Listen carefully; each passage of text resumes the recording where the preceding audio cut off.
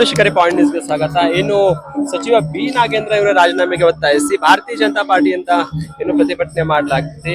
ಏನು ವಾಲ್ಮೀಕಿ ಏನು ಹಗರಣಕ್ಕೆ ಸಂಬಂಧಿಸಿ ಇದೊಂದು ಇಡೀ ರಾಜ್ಯದಂತೆ ಭಾರತೀಯ ಜನತಾ ಪಾರ್ಟಿ ವಿರುದ್ಧ ಪ್ರತಿಭಟನೆ ಮಾಡಲಾಗ್ತಾರೆ. ಇದೀಗ ನಮ್ಮ ಜೊತೆ ಮಾತನಾಡಲಿಕ್ಕೆ ಮಾಜಿ ಶಾಸಕರು ಸಂಜಯ್ ಪಾಟೀಲ್ ಅವರು ಇದ್ದಾರೆ. ಅವ್ರನ್ನ ಕೇಳೋಣ. ಸರ್, ಯಾವ ತರ ಪ್ರತಿಭಟನೆ ಮಾಡ್ತಾ ಇದ್ದಾರೆ?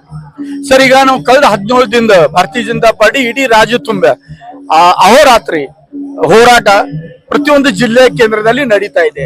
ನಾವು ಬೆಳಗಾವಿಯಲ್ಲಿ ಕೂಡ 17 ದಿನದ ಬೆಳಿಗ್ಗೆ 17 ಪ್ರಾರಂಭ ಮಾಡಿದೀವಿ. ಈಗ ನಡೀತಾ ಇದೆ. ರಾತ್ರಿನೂ ಇರ್ತೀವಿ, ದಿವಸ ಎಲ್ಲಾನು ಇರ್ತೀವಿ. ನಮ್ದು ಒಂದೇ ಒಂದು ಬೇಡಿಕೆ, 187 ಕೋಟಿ ಹಣ ಹಗರಣದಲ್ಲಿ ಕೈವಾಡ ಇದ್ದಿನ ಅಂತ ನಾಗೇಂದ್ರ ಅವರ ಮೊದಲೇ ರಾಜೀನಾಮೆ ಕೊಟ್ಟಿದ್ರು ಈ ವಿಷಯಕ್ಕೆ. ಮುಖ್ಯಮಂತ್ರಿ, ಆ ಕಾಲದ ಮುಖ್ಯಮಂತ್ರಿ ಸಿದ್ದರಾಮಯ್ಯ ಅವರು ಒಪ್ಕೊಂಡಿದ್ದಾರೆ, ಹೌದು ಭ್ರಷ್ಟಾಚಾರ ಆಗೈತಂತ. ಸಿಬಿಐ ಕೇಸ್ ಇದೆ, ಜೈಲ್ಗೆ ಹೋಗಿ ಬಂದಿದ್ದಾರೆ, ಇನ್ನು ಕ್ಲೀನ್ ಚಿಟ್ ಸಿಕ್ಕಿಲ್ಲ. ಆದ್ರೆ ಡಿ ಕೆ ಶಿವಕುಮಾರ್ ಅವರ ಇಷ್ಟು ಗಡ್ಬಡಿ ಅಲ್ಲ, ಯಾಕ ಹರಿಬರಿ ಅಂತ ನಮ್ಗೆ ಅರ್ಥ ಆಗ್ತಾ ಇಲ್ಲ. ಎಂತ ಪ್ರೀತಿ ಒಂದರೆ ನಾಗೇಂದ್ರ ಅವ್ರು ಧಮಕಿ ಕೊಟ್ಟಿದ್ದಾರೆ, ಹೆದರ್ಸಿದ್ದಾರೆ ಡಿ ಕೆ ಅವ್ರಿಗೆ. ನೀವು ಎಲ್ಲೋ ನನ್ನ ಮಂತ್ರಿ ಸ್ಥಾನ ಕೊಡ್ಲಿಲ್ಲ ಅಂದ್ರೆ ಎಲ್ಲಾ ನಿಜ ಬಯಲು ಮಾಡ್ತೇನು, ನಿಮ್ದು ಎಲ್ಲಾ ಚಿತ್ರ ಕರ್ನಾಟಕ ನಾಡಿನ ಜನರ ಎದುರುಗಡೆ ಇಡ್ತೇನಂತ ಹೇಳಿದರು. ಅದಕ್ಕೆ ಹೆದರ್ತಾ ಇದ್ರು. ಇಲ್ಲರ ದುಡ್ಡು ಕೊಟ್ಟಿದ್ದಾರೆ. ಮೂರನೇ ಕಾರಣ ಇಲ್ಲ. ಯಾಕಂದ್ರೆ ಅರವಿಂದ್ ದೇಶಪಾಂಡೆ, ಎಚ್ ಕೆ ಪಾಟೀಲ್, ಮಾದೇವಪ್ಪ ಅವರು, ಎಷ್ಟೋ ದಿನೇಶ್ ಗುಂಡೂರಾವ್ ಸೀನಿಯರ್ ಮುಖಂಡರು ಅವ್ರಿಗೆ ಕೊಟ್ಟಿಲ್ಲ ಮಂತ್ರಿ ಸ್ಥಾನ, ಆದ್ರೆ ಇವ್ರಿಗೆ ಕೊಟ್ಟಿದ್ದಾರೆ. ಅದೇ ಆಶ್ಚರ್ಯ ಇದೆ ಅಲ್ವಾ? ಇವ್ರು ನಾಗೇಂದ್ರ ಏನಂತ ಪರಾಕ್ರಮ ಮಾಡ್ರು. 187 ಕೋಟಿ ಹಣ ಹೆಂಗಿತ್ತಿರೋದಂತ ಒಂದು ಇತಿಹಾಸ ಮಾಡಿದಂತ ನಾಗೇಂದ್ರಗೆ ನೀವು ಇದು ಪದಕ್ ಕೊಡ್ತಾ ಇದಾರೆ ನನ್ಗೆ ಅರ್ಥ ಆಗ್ತಾ ಇಲ್ಲ. ಇಲ್ಲಿವರೆಗ ಭ್ರಷ್ಟಾಚಾರದ ಕುಲಗುರು ಅಂತ ಡಿ ಕೆ ಶಿವಕುಮಾರ್ ಬಗ್ಗೆ ನಾವು ಮಾತಾಡ್ತಾ ಇದ್ದು. ಭ್ರಷ್ಟಾಚಾರ ಯೂನಿವರ್ಸಿಟಿ ಕುಲಗುರು ಯಾರಪ್ಪ? D K Shivakumar. ಅವ್ರು ಇವತ್ತು ಸಾಬೀತ್ ಮಾಡ್ತಾ ಇದಾರೆ, ಹೌದು ನಾ ಕುಲಗುರು. ಭ್ರಷ್ಟಾಚಾರ ನನ್ನ ಮನಸ್ಸಿನಲ್ಲಿ ಅಷ್ಟಲ್ಲ, ನನ್ನ ಮೈಯಲ್ಲಿ, ನನ್ನ ನಡವಳಿಕೆಯಲ್ಲಿ, ನನ್ನ ಪ್ರತಿಯೊಂದು ಹೆಜ್ಜೆಗ ನಾ ಭ್ರಷ್ಟಾಚಾರ ಅಂತ ತೋರಿಸಿಕೊಡುವಂತ ಕೆಲಸ ಇವತ್ತು ಡಿ ಕೆ ಶಿವಕುಮಾರ್ ಅವ್ರು ಮಾಡ್ತಾ ಇದ್ದಾರೆ. ರಾಜ್ಯ ಜನತೆಗೆ ಏನ್ ಸಂದೇಶ ಕೊಡ್ತಾ ಇದ್ರು? ಒಂದು ಭ್ರಷ್ಟ ಇದಕ್ಕೆ ಮಂತ್ರಿ ಸ್ಥಾನ ಕೊಡ್ತಾ ಇದ್ರೆ ಏನ್ ಸಂದೇಶ ಕೊಡ್ತಾ ಇದ್ರು? ನೋಡ್ರಿ, ಇದು ನಾಗೇಂದ್ರ ಅವ್ರದಂತ ನಾವು ಹೋರಾಟ ಮಾಡ್ತಾ ಇದೀವಿ. ಆದ್ರೆ ಇಡೀ ಸರ್ಕಾರ ಭ್ರಷ್ಟಾಚಾರದ ಮುಳುಗೋಗೈತೆ. ಗ್ಯಾರಂಟಿ ಹೆಸರಲ್ಲಿ ಜನರಿಗೆ ದ್ರೋಹ. ಈ ಭಾಗ್ಯಲಕ್ಷ್ಮಿ ಯೋಜನೆ 5,000 ಕೋಟಿ ಬಗ್ಗೆ ವಿಧಾನಸಭೆಯಲ್ಲಿ ಚರ್ಚೆ ಆಯ್ತು, ಅದು ಮುಚ್ಚಾಕ್ಬಿಟ್ರು.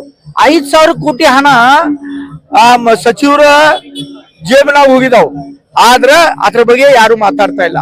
ಮುಡ ಹಗರನೆ ಮುಚ್ಚಾಕ್ರು. ಎಷ್ಟೋ ಅಧಿಕಾರಿಗಳು ಆತ್ಮಹತ್ಯೆ ಮುಚ್ಚಾಕಿದ್ದಾರೆ. ಅಂದ್ರೆ ಮುಚ್ಚಾಕುದ ಒಳಗ ಎಕ್ಸ್ಪರ್ಟ್ ಇದ್ದಂತ ಸರ್ಕಾರ ಕರ್ನಾಟಕದ ಕಾಂಗ್ರೆಸ್ ಸರ್ಕಾರ. ಎಲ್ಲಾ ಹಗರಣ ಈಗ ತೆಗಿಲಕ್ಕೆ ಮುಂದ್ ಬರುವ ದಿನಗಳಲ್ಲಿ ಯಾವ ತರ ಭಾರತೀಯ ಜನತಾ ಪಾರ್ಟಿಯ ಪ್ರತಿಭಟನೆ ಸ್ಟ್ಯಾಂಡ್ ಇರುತ್ತೆ? ಈಗ ನಾವು ಹೋರಾಟ ಪ್ರಾರಂಭ ಮಾಡಿದ್ರೆ ಅಹೋರಾತ್ರ ಹೋರಾಟ ಚಾಲು ಇದೆ. ಎಲ್ಲಿವರೆಗೆ ರಾಜೀನಾಮೆ ಕೊಡಂಗಿಲ್ಲ ಅಲ್ಲಿವರೆಗೆ ಇದು ಹೋರಾಟ ಮುಂದೆ ನಡೆಸ್ತಾ ಇರುತ್ತೆ. ಇದ್ರಗಿಂತ ಉಗ್ರ ಸ್ವರೂಪ ಆಗಬಾರ್ದಂತ ಅವರನ್ನು ವಿಚಾರ ಮಾಡ್ಬೇಕು. ಇಲ್ಲರ ಇದ್ರಗಿಂತ ಉಗ್ರ ಸ್ವರೂಪದವರನ್ನ ತಗೋದಂತ ಕೆಲಸ ನಾವು ಭಾರತೀಯ ಜನತಾ ಪಾರ್ಟಿ ಕಾರ್ಯಕರ್ತರು ಮಾಡ್ತೀವಿ. ಓಲ್ಡ್ ಪೆನ್ಷನ್ಸ್ ಕೂಡ ಇನ್ನೂ ಅಮೌಂಟ್ ಹಾಕಿಲ್ಲ. BPL ಕಾರ್ಡ್ ಕ್ಯಾನ್ಸಲ್ ಮಾಡ್ಯಾರ, ಎಲ್ಲ ಪೆನ್ಷನ್ಗಳು ಕ್ಯಾನ್ಸಲ್ ಮಾಡಿದಾರೆ. ಅಂದ್ರ ಪೆನ್ಷನ್ಗಳ BPL ಕಾರ್ಡ್ಗಳು ಕ್ಯಾನ್ಸಲ್ ಮಾಡಿ ಅವತ್ ದುಡ್ಡ ನಿಮಗ್ ಬಸ್ ಕೊಡಾಕದೇವ್, ನಿಮಗ್ ಕರೆಂಟ್ ಕೊಡಾಕದೇವ್, ನಿಮ್ ಭಾಗ್ಯಲಕ್ಷ್ಮಿ ಯೋಜನೆ ಕೊಡ ಅಂತ ಹೇಳಿ ಸುಳ್ಳು ಮಾತಾಡಿ ಜನರಿಗೆ ಮೋಸ ಮಾಡುವಂತ ಕೆಲಸ ಕಾಂಗ್ರೆಸ್ ಸರ್ಕಾರ ಮಾಡ್ತಾ ಇದೆ. ಬೆಳಗಾವಿ ತಾಲೂಕಾದಲ್ಲಿ ವಿಶೇಷವಾಗಿ ಏನು ಮೊದಲು ಸಚಿವರು ಇದ್ರು, 5,000 ಕೋಟಿ ಹಣದ ಹಗರಣ ಅಂತ ಮಾತಾಡ್ತಾ ಇದೀವಿ. ಅವ್ರ ಕ್ಷೇತ್ರದಲ್ಲಿ ನಂದು ಚಾಲೆಂಜ್ ಇದೆ. ಎಷ್ಟೋ MLA ಆಗ್ಯಾರ, ನಾ ಬರೀ ನಾನು ಒಬ್ಬದು ಮಾತಾಡ್ತೇನೆ ಅಂತಲ್ಲ. MES ದವರ 6 ಮಂದಿ ಶಾಸಕರಾಗಿ ಹೋಗಿದ್ದಾರೆ. 20 ವರ್ಷ, 10 ವರ್ಷ, 5 ವರ್ಷಕ್ಕೆ. BI ಪಾಟೀಲ್ ಇರ್ಬೋದು, ಕಿನೇಕರ್ ಇರ್ಬೋದು. ಆಮೇಲೆ BJP ಅವರ ಮನೋಹರ್ ಕರೋಲ್ಕರ್ ಆಗಿದ್ರು. ಆಮೇಲೆ ನಾ 2 ಟರ್ಮ್ ಆಗಿದ್ದೇನೆ. ನಾವ್ ಇದ್ದಾಗ ಎಷ್ಟು ಶರೆ ಅಂಗಡಿ, ಎಷ್ಟು ಜುಗಾರ್ ಅಡ್ಡೆ, ಎಷ್ಟು ಚರಸ್ ಗಾಂಜಾ OC ಇರ್ಬೋದು, ಕ್ಲಬ್ಗಳು ಇರ್ಬೋದು, ಎಷ್ಟಿದ್ದು ಈಗ ಎಷ್ಟಿದಾವ್.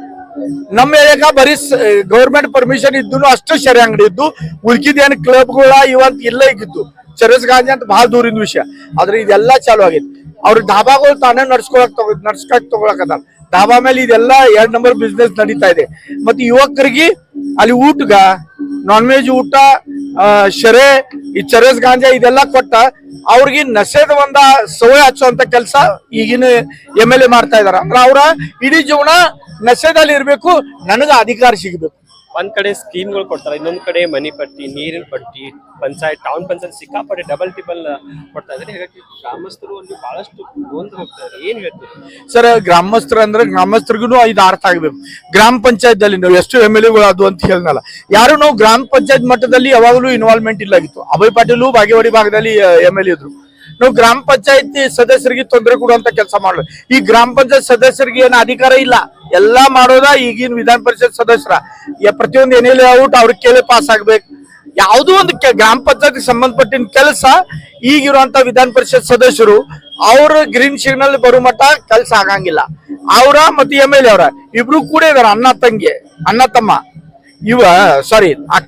ಅಕ್ಕ ತಮ್ಮ ಇಬ್ರು ಕೂಡ ಇದೆಲ್ಲ ನಡೀತಾ ಇದೆ. ಅವ್ರ PDO ಸಿಸ್ಟರ್ ಇದಾರ, ಅಂದ್ರೆ ಎಲ್ಲ ಮನ್ಯಾಗ ಪ್ರೈವೇಟ್ ಲಿಮಿಟೆಡ್ ಆಗೈತಿ. ಬೆಳಗಾವಿ ತಾಲೂಕ ಅಂದ್ರ ಈ ಪ್ರೈವೇಟ್ ಲಿಮಿಟೆಡ್ ಇತರ ಹೊರಗ್ ಬರ್ಬೇಕಾದ್ರ ಜನ ಪಾಠ ಕಲಿಸ್ಬೇಕು. ಸೊ ಇದಷ್ಟು ಏನಂದ್ರೆ ಸಚಿವ ಬಿ ನಾಗೇಂದ್ರ ಅವರ ಎಲ್ಲಿವರೆಗೆ ರಾಜೀನಾಮೆ ಕೊಡಲ್ಲ ಅಲ್ಲಿವರೆಗೆ ನಾವು ಪ್ರತಿಭಟನೆ ಅಹೋರಾತ್ರಿ ಧರಣಿ ಸತ್ಯಾಗ್ರಹ ಮಾಡ್ತೀವಿ ಅಂತ ಒತ್ತಾಯಿಸಿದ. ಈಗ ಭಾರತೀಯ ಜನತಾ ಪಾರ್ಟಿ ವತಿಯಿಂದ ಪ್ರತಿಭಟನೆ ಮಾಡಲಾಗ್ತದೆ. Point news bureau.